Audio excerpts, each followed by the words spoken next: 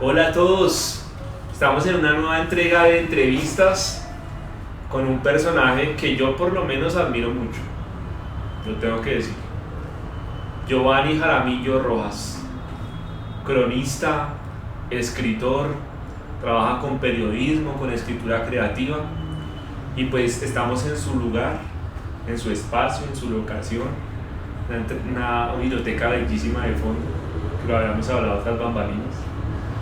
Y vamos a hablar de un escritor bellísimo que pertenece a todo ese conglomerado de cuentistas latinoamericanos potentes que se llama Julio Ramón Ribeiro. Y pues nada, César.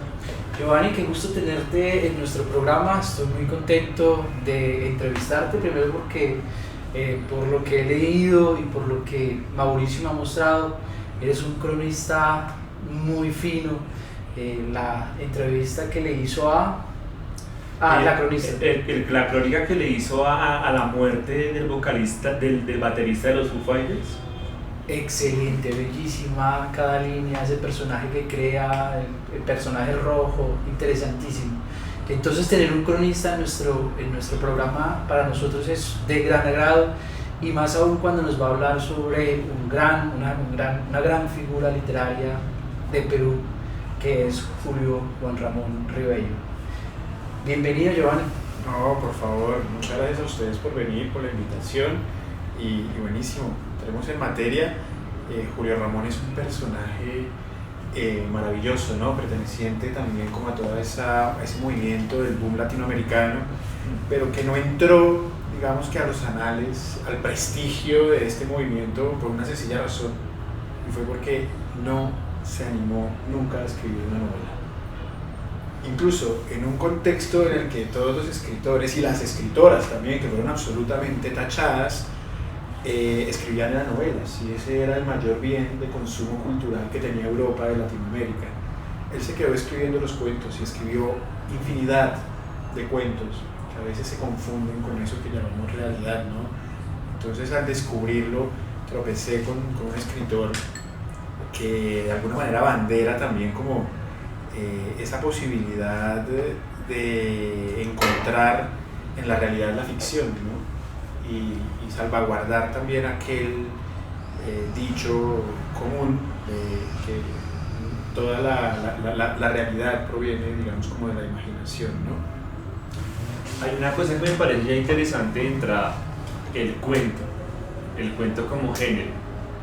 Uno lee, por ejemplo, a Julio Cortázar, del cuento y sus alrededores, o lee a Gabriel García Márquez en un texto bellísimo que él tiene, que es una pregunta, que se llama ¿todo cuento es un cuento chino?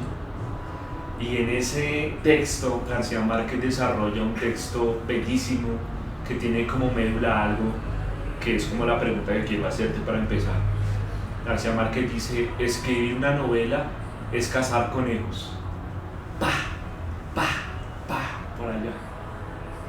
Escribir un cuento es dar un disparo a la diana. Pa, uno solo, certero.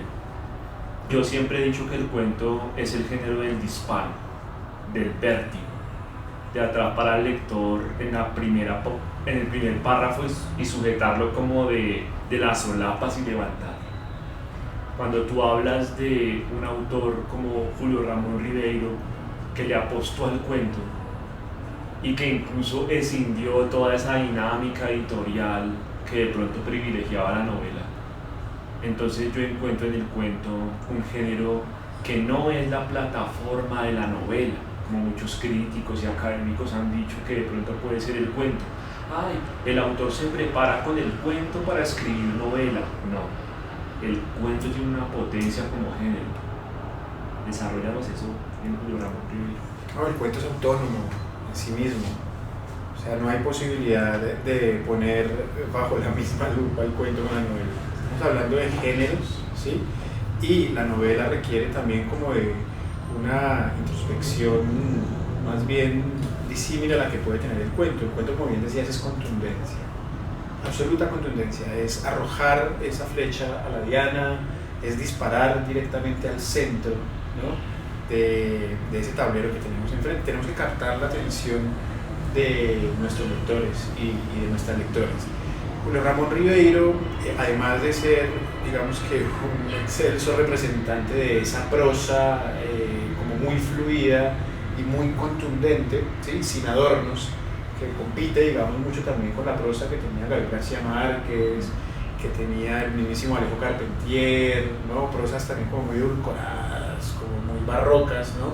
Sino tiene como ese polvo. Y ese polvo de la cotidianidad, lo cual a mí también me llama muchísimo la atención, porque es que uno puede encontrarse en los cuentos de Julio Ramón Ribeiro como un personaje, ¿tá? Y tal vez eso no sea algo tan común dentro, a mi parecer, ¿no? Dentro de la idiosincrasia de los cuentistas latinoamericanos, sino que más bien han proyectado el cuento, sobre todo en el boom latinoamericano, como a la proyección de inverosimilitudes, de cosas que pueden llegar a tener una lógica interna, pero que realmente en la realidad capaz no existen, ¿sí? Y esa frontera tan difusa entre la realidad y la ficción es la que me ha llamado la atención a mí de Julio Ramón. Tú agarras un cuento de Julio Ramón y puede ser un cuento breve, que los cuentos breves de él no son inferiores a las 8 o 9 páginas, y puedes encontrar cuentos como Solo para Fumadores, por ejemplo, que es una cosa maravillosa, de 45 páginas, que uno dice como, bueno, aquí hay herramientas también que se pueden usar para la construcción de una novela corta. Claro, sí. Pero ¿por qué se queda en el cuento? Puede ser también por esa contundencia, pero es porque el universo que plantea es un universo que es absolutamente cerrado, hermético, y desde el punto de vista, digamos, de los símbolos que él maneja, no hay posibilidad como de salirse mucho de lo que el tipo plantea. Mientras que la novela, y vuelvo y digo, esto no son reglas inherentes a los géneros, pero dentro de la novela sí está la posibilidad como de dejar las cosas un poco al margen, abiertas. Sí, ahí dices algo que a mí me llama mucho la atención, y es que en mis primeras lecturas sobre este cuentista, recuerdo ahora un personaje que marca mucho, y es un personaje de Manolo. Es un niño que tiene grandes curiosidades, un niño que monta bicicleta, y ahí voy con mi pregunta, y es, pareciera que Julio Ramón no construyera una novela, pero sí construye personajes para una novela, o construye personajes de novela. Entonces, esos personajes, un poco, por ejemplo, hablo de los niños que construye, terminan siendo personajes de novela y que se le quedan a usted aquí para siempre. Entonces háblanos un poco de esa construcción que me parece que dice, incluso rompe esos paradigmas del realismo mágico, rompe todas esas cosas que nos han venido enseñando como en la literatura académica, que en realidad no se ajusta a eso. Entonces digamos que yo sí veo Julio Ramón que construye personajes de cuento, pero que parecen personajes de novela. Es que al no trabajar, digamos, como con el paradigma de lo extraordinario, que era la moda pues en los 60, 70, 80 del siglo pasado, lo que el tipo hace, y bien lo decía, era como agarrar ese polvo de la cotidianidad. Y cuando tú agarras el polvo de la cotidianidad, digamos, en materia literaria, a mi parecer tienes dos opciones que son psicológicas. O profundizas en la psicología de un personaje, como sucede en un cuento maravilloso, muy famoso de él, que se llama Silvio en el Rosedal, ¿tá? O en su defecto agarras y mezclas la psicología del contexto con respecto al personaje que estás armando. Entonces, lo que hace Julio Ramón justamente es agarra, digamos, como todas esas estructuras mentales de acción, de historia personal, vital, que tienen los personajes, y las contrasta con un contexto que no necesariamente los aplasta, pero sí es un contexto que está compitiendo como con la atención que pueda sostener el lector en la historia. Entonces me llama mucho la atención no solo esa construcción de los personajes, sino el relacionamiento puntual que tiene con el contexto adyacente. ¿Y eso qué implica? Que hay una correlación directa entre el personaje, la historia circundante y algo que podemos interpretar como más global, que son las relaciones sociales que tiene, no sé, Lima, sí, o París, sí, o Ayacucho, en Perú, ¿no? Y que generan como ese tira y afloje. Y en un momento determinado tú te te das cuenta que estás caminando por la calle, estás en un autobús, estás en un viaje y te acuerdas de un personaje de Julio Ramón Ribeiro. Con los cuentos pasa más que uno se acuerda de las circunstancias, con los cuentos de Cortázar. No quiero decir que uno con un cuento de Cortázar, de Gabriel García Márquez, de incluso Jorge Luis Borges, uno no se acuerde de personajes, pero uno se acuerda más de las circunstancias, ¿no? Sí. La mujer que siempre llegaba a las 6, ¿no? Ese bar en donde lo plantea Gabriel García Márquez, una mujer que está tomándose una copa y hablando de cosas que no se pueden determinar con un tipo que se la quiere básicamente follar, ¿no?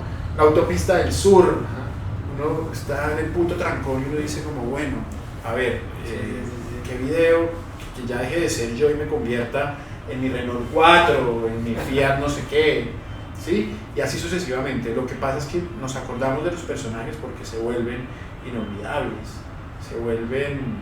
nos podemos identificar con ellos.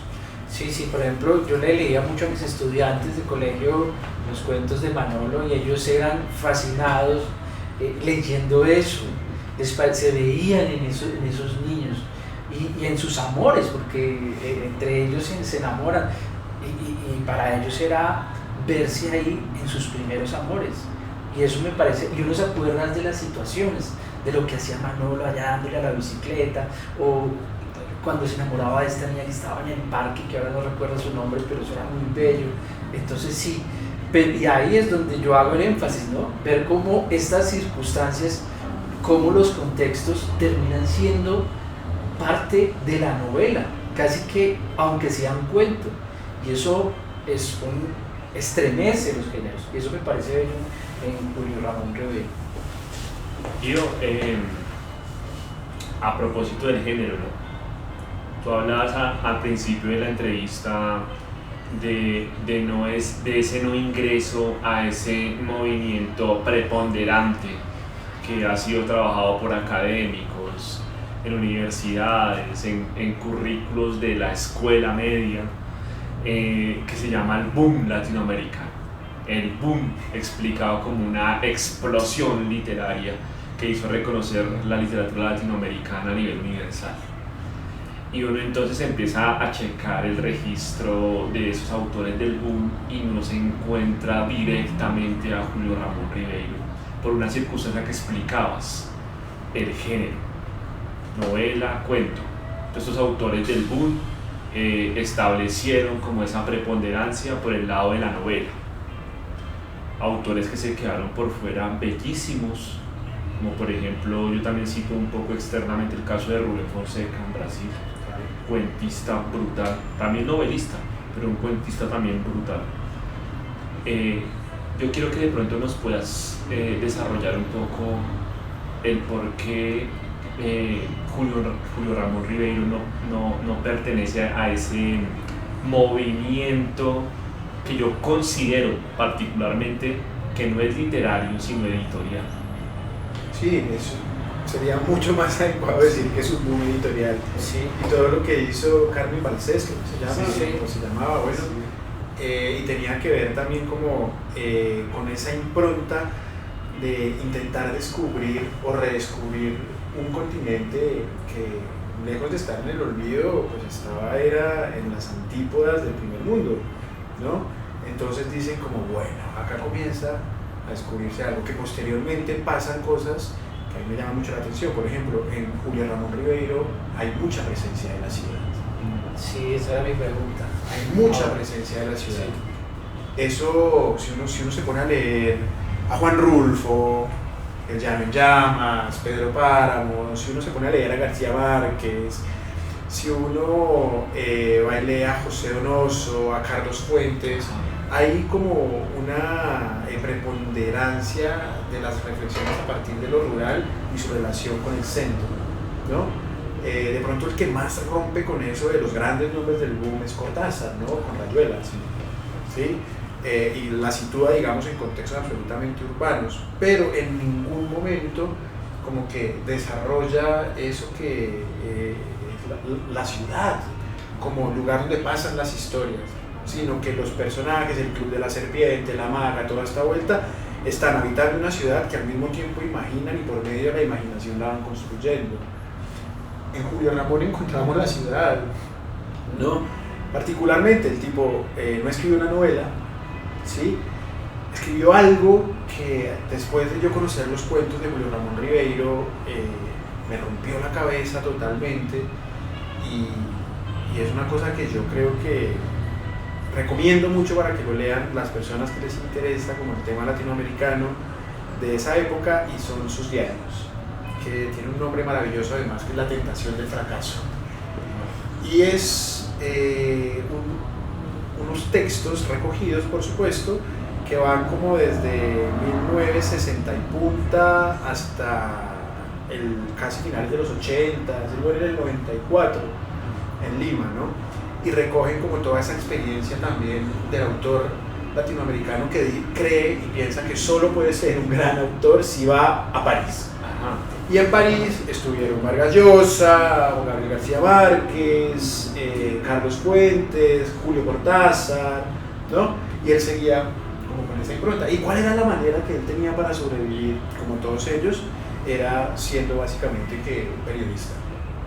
Entonces también en Julio Ramón Ribeiro uno puede evidenciar de una manera mucho más concreta, visceral, por decirlo de alguna forma, como ese paso tan tenue que hay entre las crónicas y el cuento, ¿no?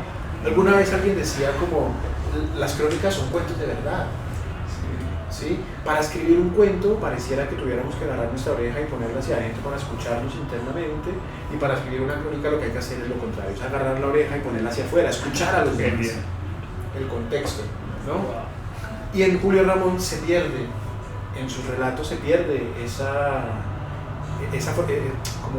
frontera, ¿no? Como que no existe, ¿verdad? Entonces, como que eso pudo haber generado también mucho recelo en ese contexto, ¿no? En donde era la explosión de lo extraordinario, un continente donde hay mariposas amarillas por todos lados, un continente donde entre más inverosímil le parezca algo, tenga la plena certeza de que más real es, ¿sí? Donde no se privilegia la ciudad, ¿no? Hay un montón de escritores y escritoras posteriores a Julio Ramón de los años 80, 90, que hoy estaban alrededor de los 50 años, que crearon una cosa que se llamaba Macondo. Sí. Alberto Fuguet, el chileno. Sí. Eran todos estudiantes de doctorados en letras en Estados Unidos que se reunieron en un McDonald's, comenzaron a escribir un tratado y dijeron como, hey, parce, en Latinoamérica hay ciudades, putas, hay drogadicción, hay asfalto, ¿no? Acá no, es el emporio de la superstición. Hay que luchar en contra de esa narrativa hegemónica que nos dice que nosotros básicamente estamos detrás como de lo mágico y lo maravilloso, ¿no? La realidad es tenue, la realidad es polvorienta. Eso uno lo encuentra en los diarios de Julio Ramón. Qué bello eso, qué bello. Ahí hay una cosa que a mí me llama, pues, que me despiertas cuando hablas, y es que definitivamente sí hay una ruptura con este boom, que es como muy de identidad. Y uno en Ribeiro lo que encuentra es que él dice, no, yo voy a narrar la ciudad. Y este man empieza a narrar la ciudad, y empieza a narrar la ciudad de los problemas que hay en la ciudad, de la pobreza que hay en la ciudad. Entonces sería muy bonito que nos hablaras de esos cuentos donde él narra esto, pero sin dejar de lado la ciudad que él ve, porque no solamente narra la ciudad que vive en los buses, en los tranvías, sino también se inventa ciudades como Borges, y uno dice, no, pero él también lo hace. Y entonces es un escritor muy rico que se ha desdeñado por muchas razones. Yo incluso diría que hasta discriminación por ser peruano, ¿sí? No sé, a mí a veces me viene eso. Pero háblanos de esa relación de las ciudades, que me parece fundamental hablar de ello, porque a nosotros nos ven jóvenes que están empezando en esa literatura, y qué ciudades van a encontrar ahí. Bueno, fíjate que hay una cosa también que, mencionando, quizás volviendo a lo anterior, cada país tiene como su representante del boom, y ahí estaba Mario Vargas Llosa, Ajá. con esas novelas, digamos, grandilocuentes, Sí, La ciudad y los perros, Pantaleón y las visitadoras, bueno, etcétera. Y de repente pues es un tipo blanco, alto, Sí. ¿no? Con la educación, digamos, Del liceo francés. claro, y sale este tipo menudito, Ajá. sí, silencioso, taciturno, morenito, y ahí hay algo que no me parece que sea una simple sensación, sino que hay algo estructural ahí, ¿sí? ¿Está? Entonces va jugando por ahí. Julio Ramón, a mi parecer, va en detrimento también como de la construcción que tienen todos estos autores del boom de un lugar para que suceda algo. Macondo. Y en muchas entrevistas Gabriel García Márquez dijo, uno de mis grandes influencers fue William Faulkner, ¿no? Y William Faulkner crea este Macondo norteamericano del sur, que es como una autopauta. Sí. ¿Sí? Y dice como, bueno, primero tengo que crear yo un espacio que sea lo suficientemente verosímil, rico en símbolos para poder estacionar ahí una sociedad y personajes específicos que se muevan con ciertas dinámicas dentro de esa sociedad. Lo que hace Julio Ramón, no sé si de manera consciente, algunas veces esa pregunta leyendo los diarios, es como darle prioridad, y tenía que ver con lo que mencionábamos antes, con la estructuración de los personajes y de esas psicologías. El lugar ya está, y el lugar es la ciudad. Es decir, no tengo la necesidad de inventar un espacio para que algo suceda. Lo que hago, al contrario, es como agarrar las experiencias vitales que he tenido, de gente que yo conozco, y comenzar a situar en ese lugar personajes que consolidan, digamos, muchas características, ¿no? Y eso me parece a mí una cosa tremenda. No sé si un avance para la época, no sé quién más lo habrá hecho, ¿no? Pero si de alguna manera uno lee, por ejemplo, los diarios de César Pavese, El oficio de vivir, César Pavese también estaciona en muchos espacios, sobre todo en la cuestión poética, la construcción de los personajes. Y los personajes no como seres humanos, sino como objetos. Entonces podemos encontrar también muchos cuentos objetuales de Julio Ramón. Sí. Y no abstractos, como los que uno pensaría que podría construir un tipo como Jorge Luis Borges. Eso, esa es la gran diferencia, sí. Sino una cuchara. Y cómo una cuchara tiene la potestad y la posibilidad de cambiar, de generar un giro narrativo dentro de una historia simplemente con la inclusión, ¿no? Porque no es que le dé vida, sino que le da sentido. Entonces, y en la ciudad es eso. La ciudad es una amalgama de cosas muertas que pretenden como generar ciertos criterios de vida. Los colectivos, el combustible, los ruidos, la mierda, los tacones, los gabanes, qué sé yo, ¿no? Todo es algo que tiene un sentido, sí está siendo usado, sí está siendo por lo menos mencionado. Y el boom latinoamericano lo que hacía era darle prioridad a cuestiones que tenían más que ver como con lo cosmogónico, me parece. Oye, es que a uno le dan ganas de conocer Perú cuando termina de leer. Eso me parece bellísimo. Y sabes una cosa, creo que nos pasó, por lo menos a mi generación, creo que somos como de la misma más o menos, la manera de llamar peyorativamente al compañero morenito era diciéndole peruano.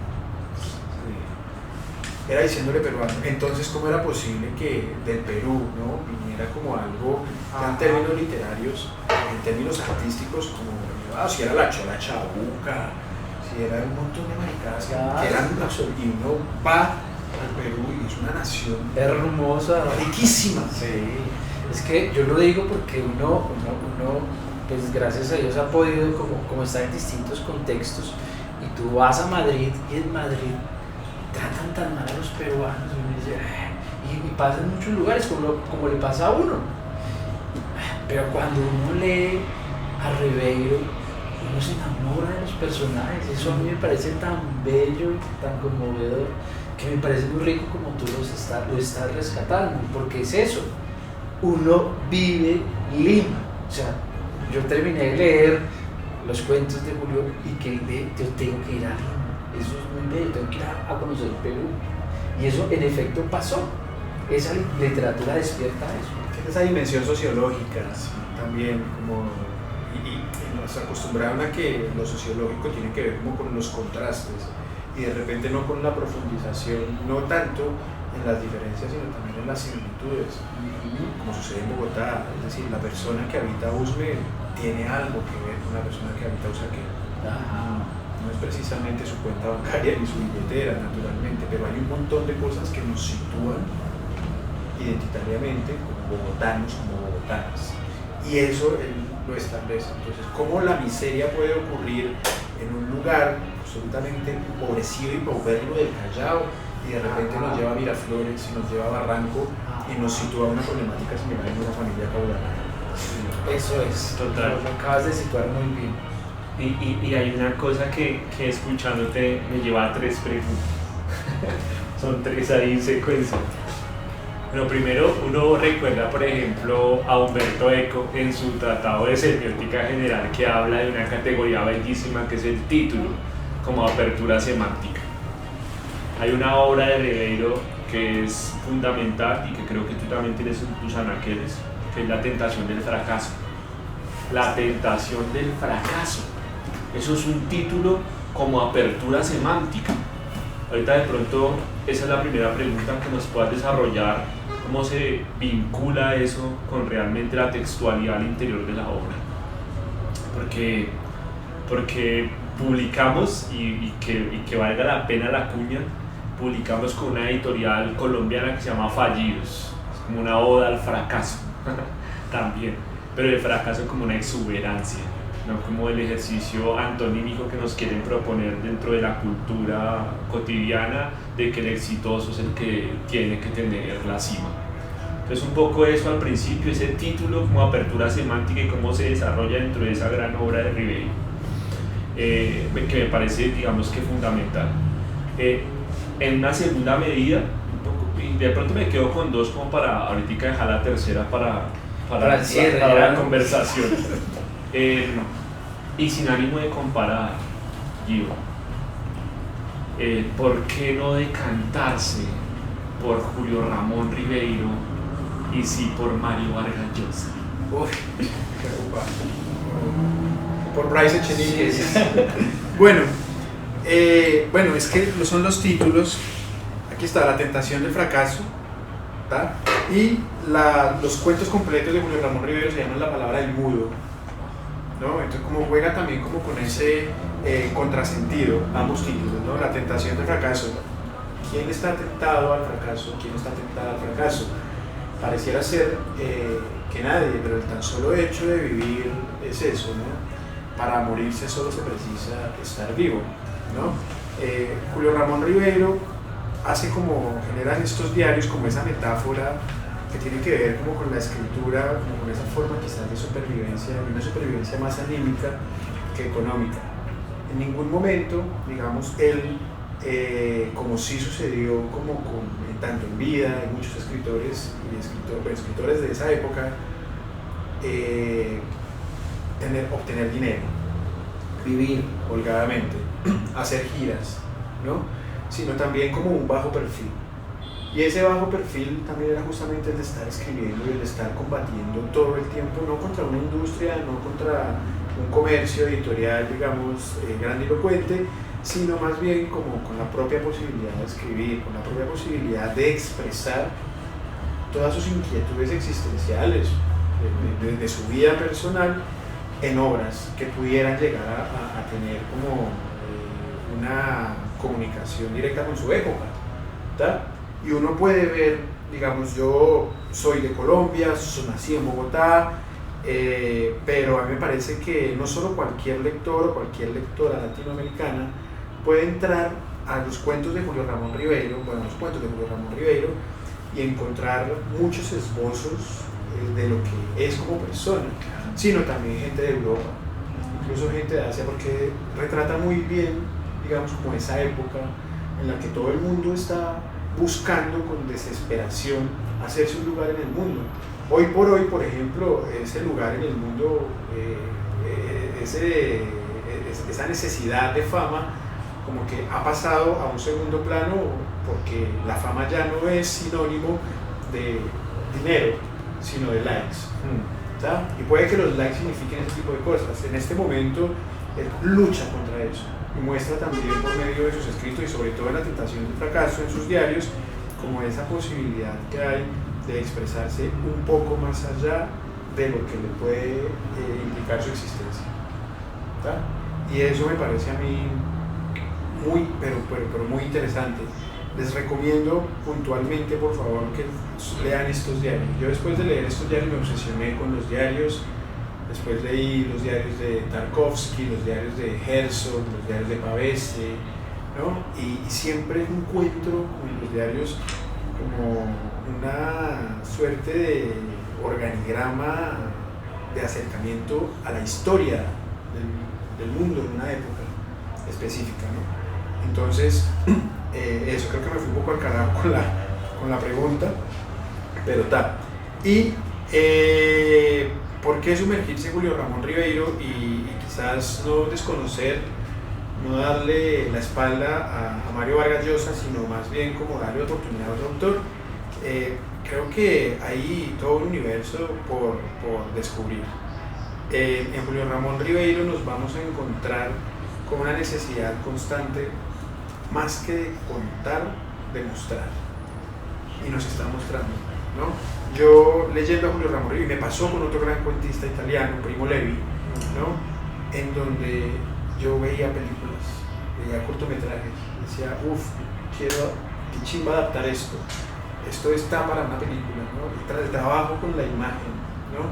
Y es un trabajo también que recoge como mucha de la tradición norteamericana, como Hemingway, John Cheever, ¿no? La imagen es algo que resulta como fundamental. Entonces, creo que estéticamente nos podemos encontrar con eso y ya de una manera más contextual nos sentimos de alguna manera hermanados también como con esa realidad latinoamericana, incluso hoy por hoy, ¿no?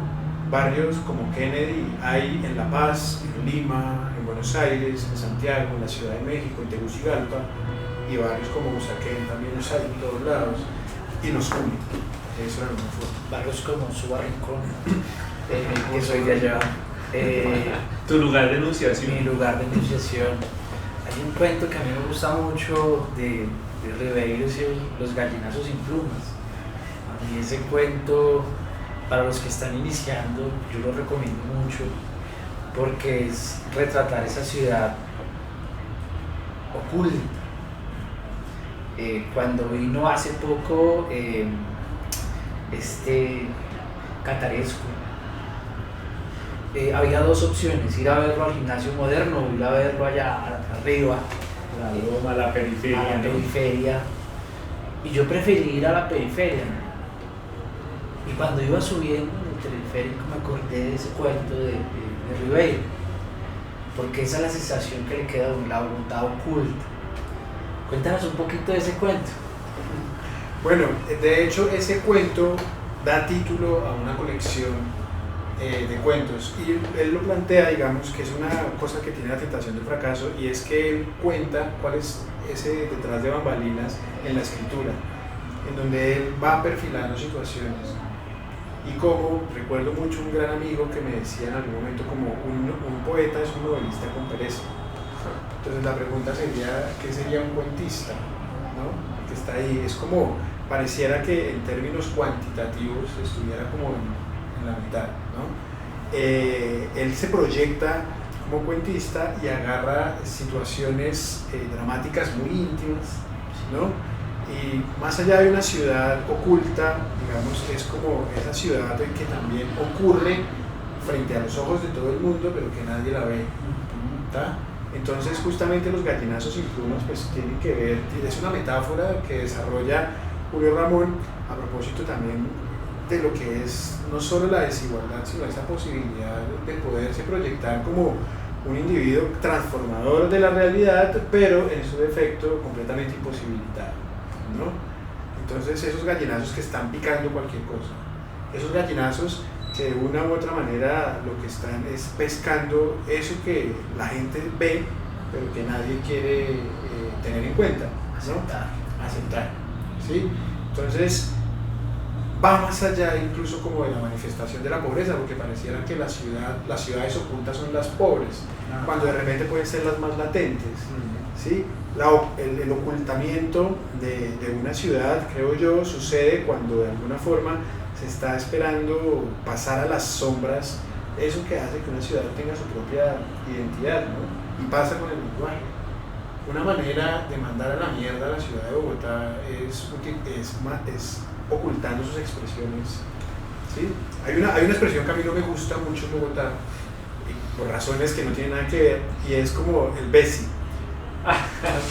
Pero es una cosa elemental, y no me gusta no por ningún prejuicio ni nada de eso, sino porque es como que yo siento que Bogotá es una ciudad tan grande a la que han venido un montón de personas, tal vez sin quererlo, por un tema del desplazamiento interno, han traído esa impronta y lo que han hecho es generar una nueva dinámica para mencionar eso de la amistad o eso de la cercanía en una ciudad donde nadie es cercano con nadie, ¿sí? Entonces se van resignificando como ciertas palabras, y en ese cuento es lo que hace justamente resignificar como esas imágenes que son como tan populares, como que concertan lugares comunes, y establece unos personajes que en su medida debaten también como esa forma de mencionar y de nombrar la ciudad. Bueno, había pensado otra cosa, perdón, con respecto a los títulos, y bueno, no sé si eso fue una decisión editorial o fue algo que de alguna manera decidió, ¿no? Pero el tema de la titulación y en periodismo es la mitad de la atención que puedes concertar en un lector y una lectora para que lea tu nota, tu crónica, no tu noticia, tu crónica. Y ahí yo me pego a la siguiente pregunta. Giovanni Jaramillo Rojas se desempeña en la escritura creativa de relatos, pero también en algo que habíamos hablado alguna vez, y es el tema de esa denominación crónica literaria. Habíamos leído alguna vez unos textos tuyos, incluso habíamos, y que valga aquí la pena manifestarlo, algunos medios de periodismo como tal habían determinado publicar notas tuyas, escritura tuya, que no tenían que ver directamente con la realidad real, valga la redundancia en el término del adjetivo, realidad real, sino que alimentas también un poco tu escritura desde ese ejercicio de lo real, totalmente investigativo y tal, pero también de la ficción. Alguna vez habíamos hablado de que te han intentado comprar una nota porque era muy poderosa desde lo real, aun cuando había elementos ficcionales inmersos allí. La pregunta puntual es, ¿qué ejercicios de Julio Ramón Ribeiro también te han llevado a ti como influencia a tu propia escritura? Bueno, el tipo tiene además una capacidad lírica increíble, ¿no? Es como también dejar que la poesía pueda tener como esa incidencia y que pueda desdoblarse, ¿no? A nivel metafórico. Me parece que eso también me ha permitido mucho, por lo menos en mi labor como cronista, como periodista, poder entrar en la construcción también de los detalles. ¿Qué es lo que busca la gente cuando usted está vendiendo una historia?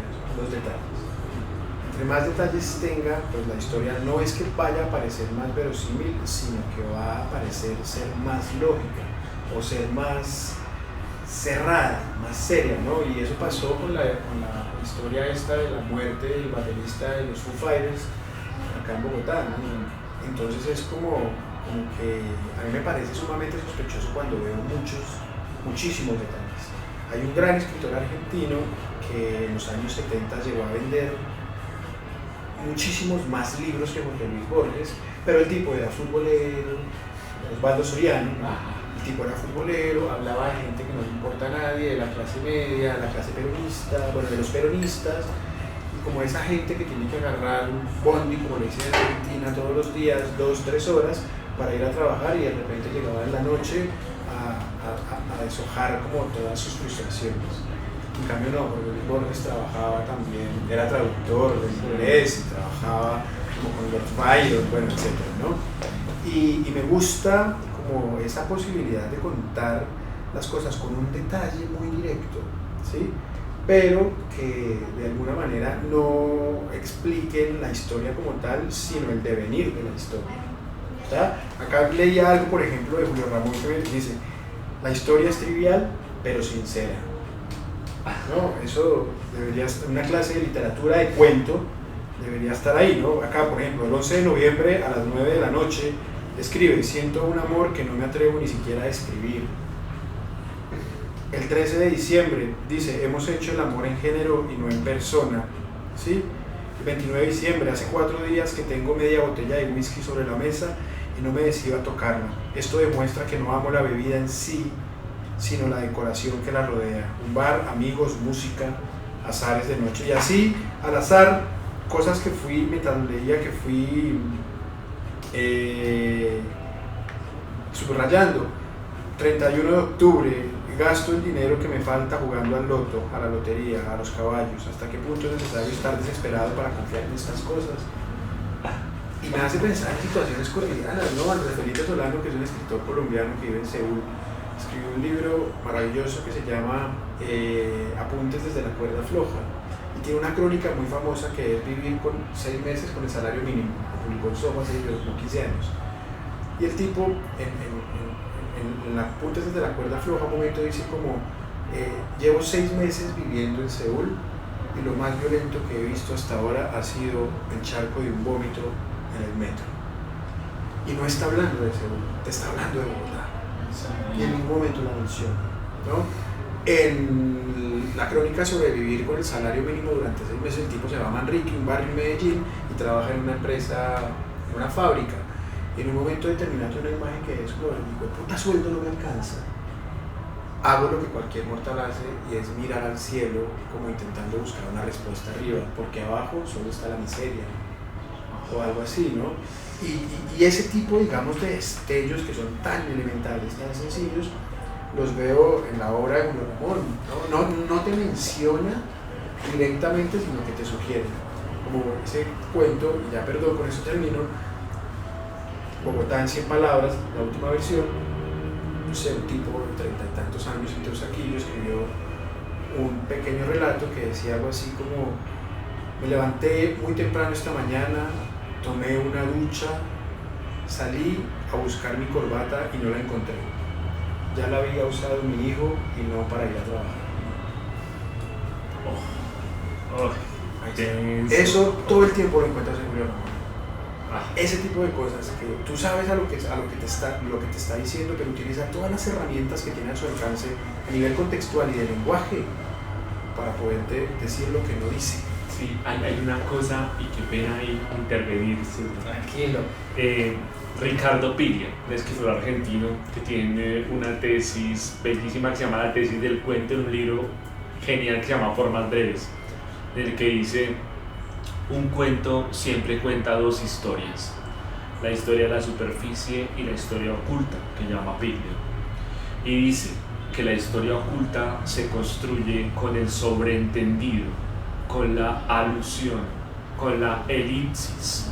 Esas 3 categorías, sobreentendido, alusión, elipsis, están precisamente en lo que nos manifiestas de ese ejercicio que hace este autor de la corbata, y de que uno necesita trabajar la lectura desde la interpretación literal, sino que el autor te ofrece la posibilidad de que infieras y de que vayas a ese tipo de ejercicios que son alusiones a ciertas cosas que de repente obviamente uno interpreta y que están allí en el trasfondo. Ernest Hemingway creaba una teoría que se llama la teoría del iceberg. Entonces uno no solamente puede leer la punta, sino que uno tiene que leer todo lo que hay en el trasfondo. Cuando uno hace de repente la analogía de que uno va en un navío y que de repente se encuentra con un iceberg y lo primero que uno ve del iceberg es la punta, uno no puede pensar ingenuamente que es solamente la punta lo que existe, sino que hay unos trasfondos brutales al interior. De hecho, científicamente manifiestan que la punta del iceberg es solamente el 15% del iceberg. Imagínate todo lo que te pierdes si no alcanzas a dimensionarlo. Y lo que tú nos hablas, un poco de esa analogía con ese cuento de Bogotá en 100 palabras y la literatura de Juan Ramón Ribeiro, entonces nos ofrece esa posibilidad de esa multiinterpretación que hay más allá de la superficie.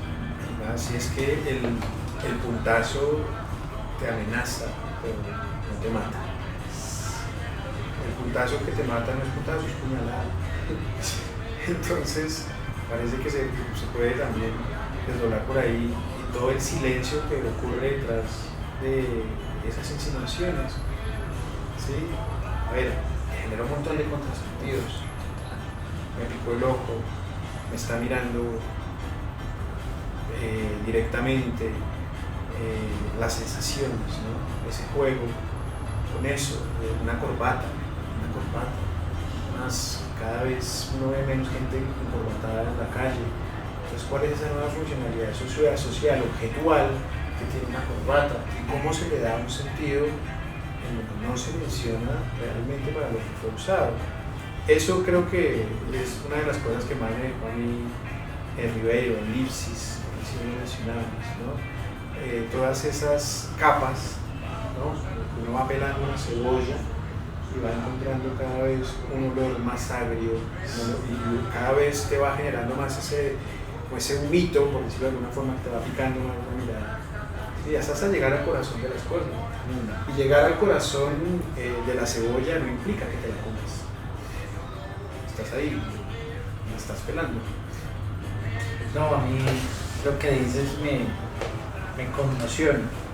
Y una de las cosas que dijiste también digamos que me hace reflexionar y es, se inventa con sinceridad. Y digamos que la crónica tiene mucho de eso. Tú estás hablando con sinceridad, tienes que añadir cosas, pero con sinceridad. Y ese añadido, digamos que en las crónicas de Julio Ramón Ribeiro se ve también. Sí, bueno, no hay una compilación de las crónicas del trabajo periodístico de Julio Ramón Ribeiro. Pareciera que él se hubiera encargado como de ocultar eso. Él trabajó muchos años como corresponsal de France Press, tanto en Latinoamérica, ¿sí? Y después cuando va a Francia trabaja como corresponsal de Associated Press, AP, ¿no? Y no hay quien haya compilado eso. ¿Por qué razón? No lo tengo. Quizás yo creo que él pensaba, bueno, yo cuando dicto clases de periodismo y de crónica puntualmente, periodismo narrativo, yo les digo a las personas interesadas como, mira, si tú estás escribiendo una crónica y sientes la necesidad de inventar algo, eso no es sinónimo de otra cosa diferente a que hizo falta reportaje, hizo falta trabajo de investigación, ¿tá?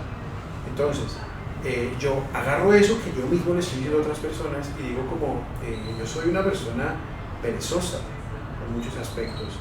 Entonces, cuando yo comienzo a pensar en la posibilidad de contar historias que puedan pasar por reales, es decir, como si fueran fragmentos de periódicos, ¿tá? Lo que hago es trabajar a partir del detalle.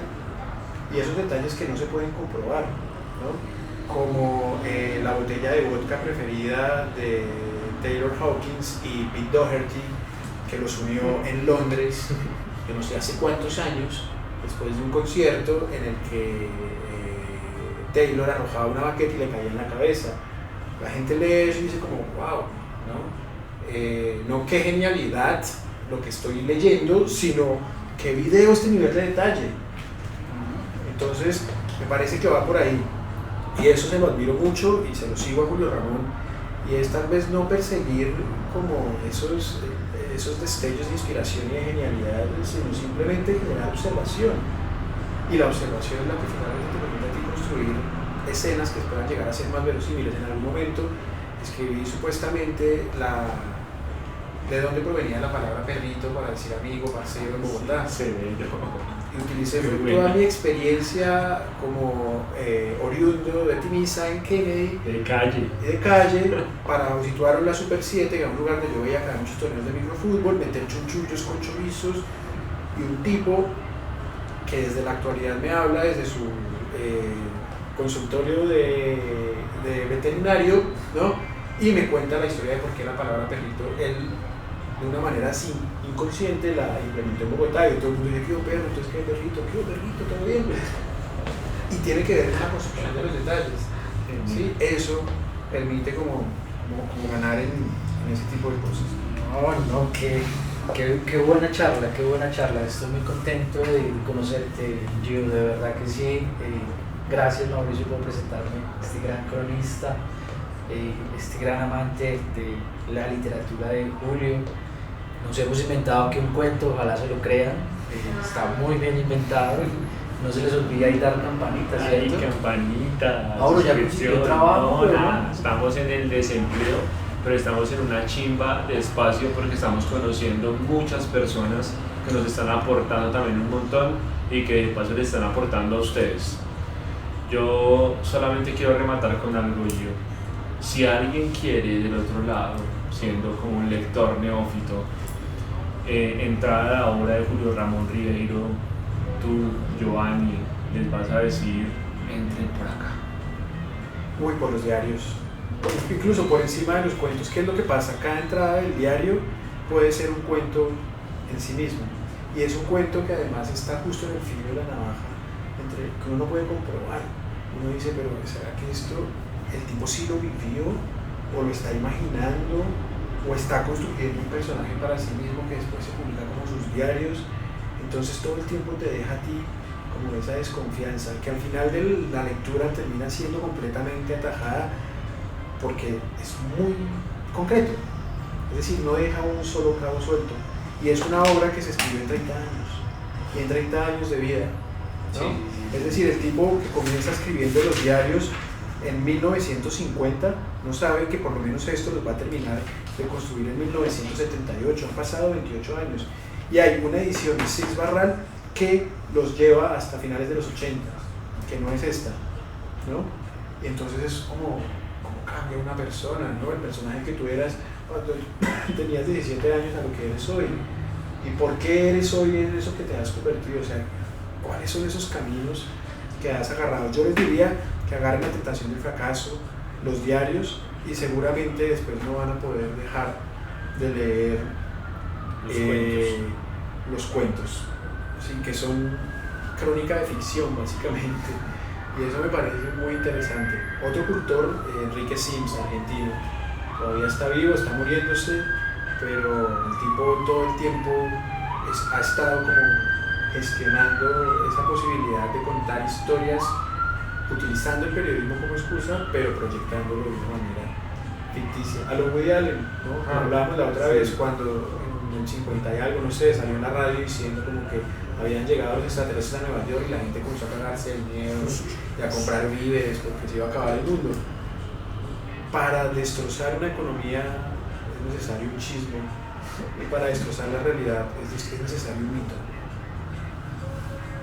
Tenemos la posibilidad de hacerlos, así que hagámoslo, porque a veces es muy aburrida la realidad.